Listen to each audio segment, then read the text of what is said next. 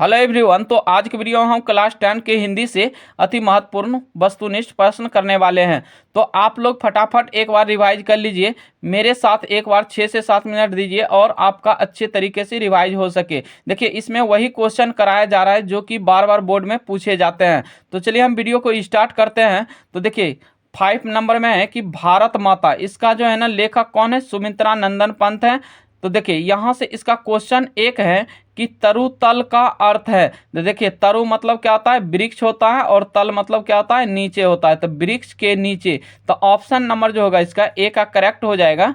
चलिए question number 2 देख लेते हैं। 2 में है कि पंत जी को भारतीय ज्ञानपीठ पुरस्कार किस कृति पर मिला है? तो देखिए पंत जी को जो है ना भारतीय ज्ञानपीठ पुरस्कार ये मिला है चिदम्बरा के लिए। तो ऑप्शन नंबर जो होगा इसका बी करेक्ट हो जाएगा। चलिए क्वेश्चन नंबर हम 3 देख लेते हैं। क्वेश्चन नंबर 3 है मेरा कि स्वर्ण धूलि के रचनाकार हैं। तो देखिए स्वर्ण धूलि के जो रचनाकार हैं ये है पंत। तो ऑप्शन नंबर जो होगा इसका ए करेक्ट हो जाएगा।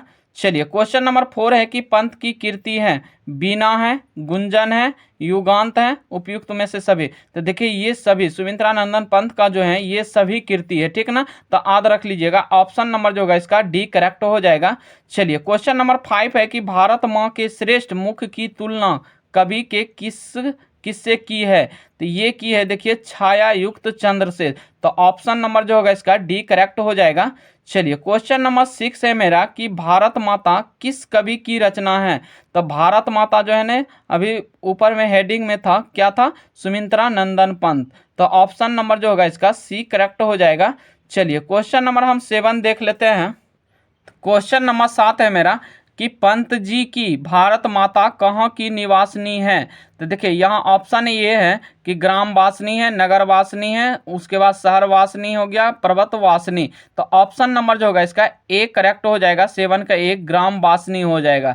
चलिए क्वेश्चन नंबर हम 8 देख लेते हैं। 8 में है कि भारत माता कविता कवि के किस काव्य ग्रंथ से संकलित है? देखिए बीना है, ग्रंथि है, ग्राम्य हो गया, उसके बाद उच्च वास हो गया। तो ये हो जाएगा ग्राम्य हो जाएगा। तो ऑप्शन नंबर जो होगा इसका सी करेक्ट हो जाएगा।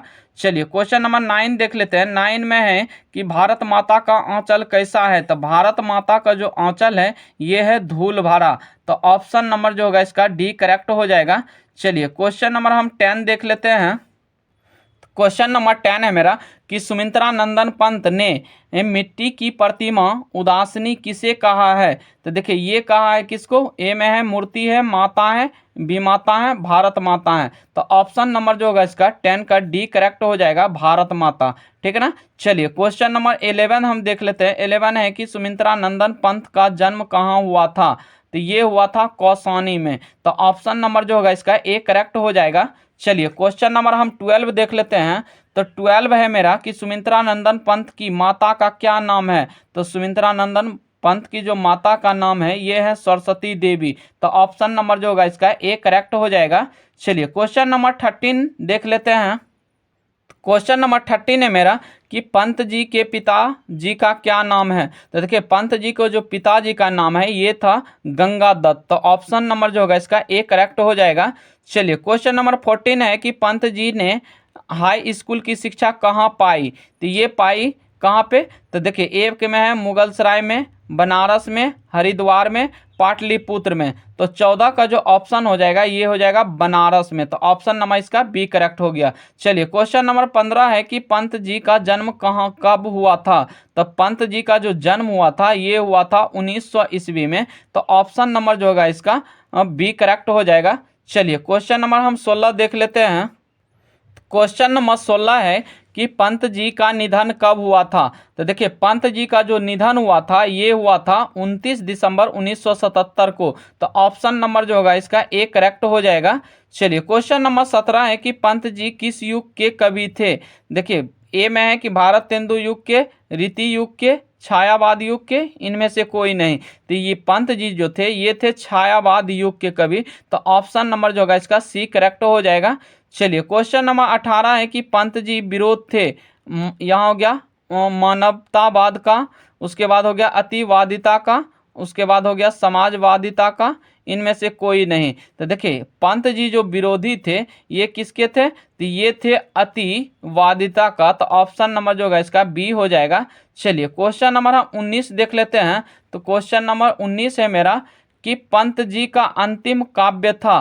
तो पंत जी का जो अंतिम काव्य था ये था लोकायतन। तो ऑप्शन नंबर जो होगा इसका ए करेक्ट हो जाएगा। क्वेश्चन नंबर 20 है मेरा कि युगवाणी किनकी रचना है। तो देखिए युगवाणी जो है ये है सुमित्रा नंदन पंत की। तो ऑप्शन नंबर जो होगा इसका सी करेक्ट हो जाएगा।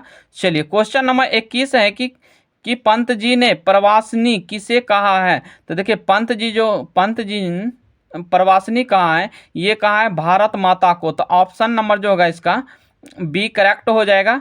क्वेश्चन नंबर 22 है कि कभी पंत जी को किसका हास भी राहु ग्रसित दिखाई पड़ता है। तो ये किसका पड़ता है, तो ये भारत माता का। तो ऑप्शन नंबर जो होगा इसका सी करेक्ट हो जाएगा। चलिए क्वेश्चन नंबर हम 23 देख लेते हैं। क्वेश्चन नंबर 23 है मेरा कि यहाँ से ग्राम्य काव्य संकलन की कविताओं पर किसका प्रभाव है। तो ये हो जाएगा अथार्थवाद का। तो ऑप्शन नंबर जो होगा इसका ए करेक्ट हो जाएगा। चलिए क्वेश्चन नंबर 24 है मेरा कि प्रकृति का सुकुमार कवि किसे कहा जाता है। तो ए में है निराला को, बी में है भारत तेंदु को, सी में है जयशंकर प्रसाद को, डी में है पंत को। तो देखिए प्रकृति का सुकुमार जो है ये किस कवि को कहा जाता है, ये पंत को कहा जाता है। तो ऑप्शन नंबर जो होगा इसका डी करेक्ट हो जाएगा। चलिए क्वेश्चन नंबर 25 है कि शरद तेंदु हासनी कौन है। तो देखिए 25 का जो हो जाएगा ए है जनता, बी है प्रजा और सी है माता और डी है भारत माता। तो 25 का जो हो जाएगा इसका डी करेक्ट हो जाएगा भारत माता। चलिए क्वेश्चन नंबर हम 26 देख लेते हैं। क्वेश्चन नंबर 26 है मेरा कि गंगा यमुना को कवि ने किसके रूपक के रूप में प्रस्तुत किया है। देखिए भारत माता के दो हाथों, भारत माता के दो पैर, भारत माता की दो आंखें, इनमें से सभी। तो देखिए भारत माता की दो आंखें के रूप में प्रस्तुत किया है। तो ऑप्शन नंबर जो होगा इसका सी करेक्ट हो जाएगा। चलिए क्वेश्चन नंबर 27 है कि तरुतल निवासिनी के माध्यम से कवि ने भारत के निवासियों का कैसा चित्रण किया है। तो देखिए ये कैसा चित्रण किया है, दीनता का, धर्मात्मा का, कटुता का, इनमें से कोई नहीं। तो ये क्या है, दीनता का। तो ऑप्शन नंबर जो होगा इसका ए करेक्ट हो जाएगा। चलिए क्वेश्चन नंबर 28 है कि शरद तेंदु का शाब्दिक अर्थ है शरद ऋतु की वर्षा, शरद ऋतु का सूर्योदय, सी में है शरद ऋतु का सूर्यास्त और डी में है शरद ऋतु का चंद्रमा। तो देखिए शरद तेंदु जो कहा है इसका शाब्दिक अर्थ होता है शरद ऋतु का चंद्रमा। तो ऑप्शन नंबर जो होगा इसका डी करेक्ट हो जाएगा। चलिए क्वेश्चन नंबर हम 29 देख लेते हैं। क्वेश्चन नंबर 29 है मेरा कि भारत माता को मिट्टी की प्रतिमा जैसी क्या बताया गया है। तो देखिए खुशहाल है, उदासनी है, मिट्टी की है, उसके बाद प्रवासनी है। तो देखिए भारत माता को मिट्टी की प्रतिमा जैसी ये उदासनी बताया गया है। तो ऑप्शन नंबर जो होगा इसका बी करेक्ट हो जाएगा।